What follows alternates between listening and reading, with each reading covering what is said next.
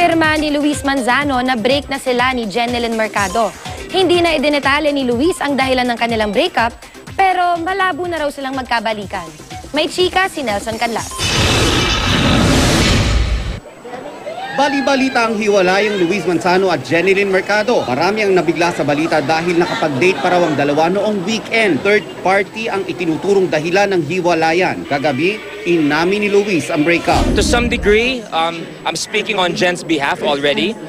Sa lahat naman naglalabas ang issue, sa lahat ng mga pangalan lumalabas, Jen and I know the truth kung bakit kami nagkahiwalay. Things happen for a reason, so we had to part ways. Malabo raw na magkabalikan sila. As of now, medyo malabo-labo na talaga. Sa tansya ni Luis, batid na ng kanyang inang si Governor Vilma Santos ang ukol sa paghihiwalay nila ni Jen. I'm guessing my mom has heard about it, pero hopefully this weekend we get to sit down about it, na we really talk about it. Hindi pa namin, kumbaga alam niya dahil medyo yung mga text niya sa akin puno ng lambing. I know she knows, but to actually sit down and tell her the whole story, hopefully it'll happen this week.